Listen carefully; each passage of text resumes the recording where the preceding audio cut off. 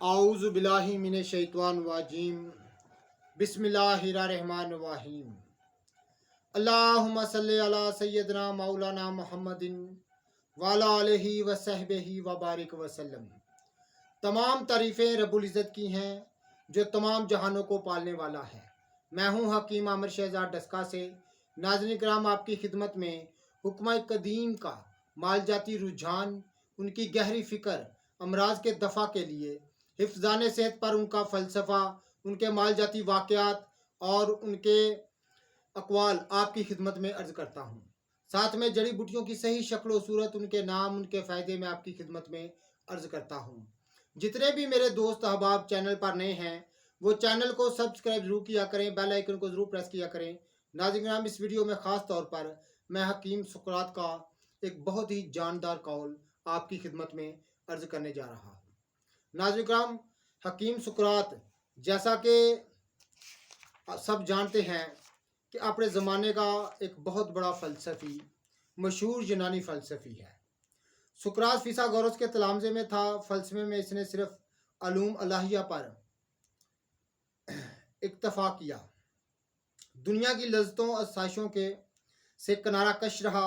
اصنام پرستی میں یعنی بتوں کی پرستی میں اس نے یونانیوں کی مخالفت کی۔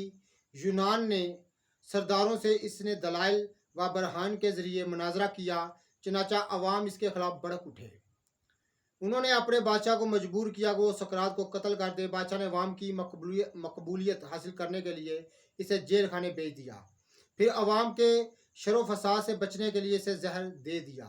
زہر سے پہلے ناظرین کرام، حکیم سقراط نے، جیسا کہ میں آپ کی خدمت میں عرض کر چکا ہوں کہ بہت ہی اس کے جاندار قول ہیں، اس کے ملفوظات بہت ہی عمدہ ہیں۔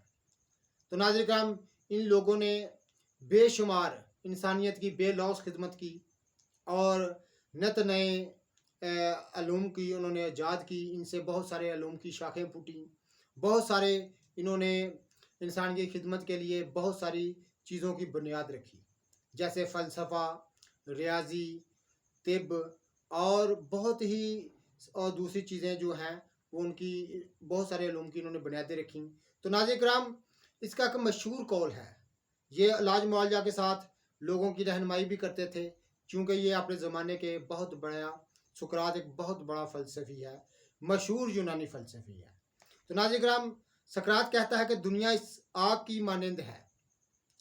ذرا توجہ سے بات سنیے گا، بہت ہی عمدہ قول ہے حکیم سقراط کا۔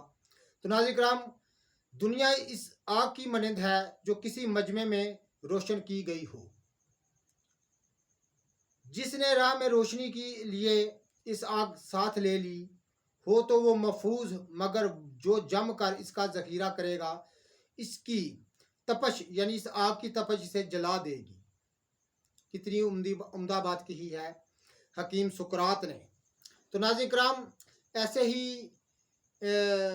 حکمت اور دنائی بڑی باتیں میں آپ کی خدمت میں لے کر حاضر ہوتا ہوں۔ جتنے بھی میرے دوست احباب چینل پر رہے ہیں وہ چینل کو سبسکرائب ضرور کیا کریں۔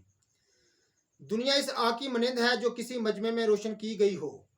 جس نے راہ میں روشنی کے لیے اس آگ ساتھ لے لی ہو تو وہ محفوظ ہو گیا، مگر جو جم کر اس کا ذخیرہ کرے گا اس کی تپش اسے جلا دے گی۔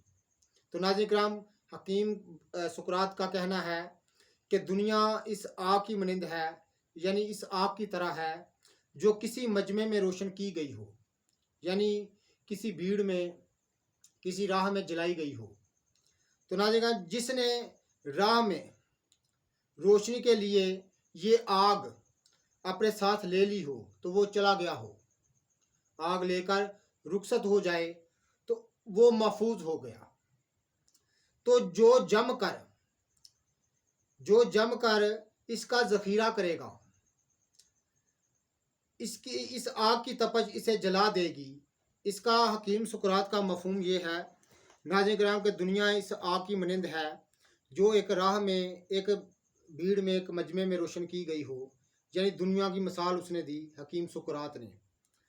تو وہ ایک مسافر جو جا رہا ہے، اس نے راہ میں روشنی کے لیے اس آگ کو اپنے ساتھ تھوڑی سی لے لیا اور چلا گیا اور وہ محفوظ ہو گیا، وہ بچ گیا۔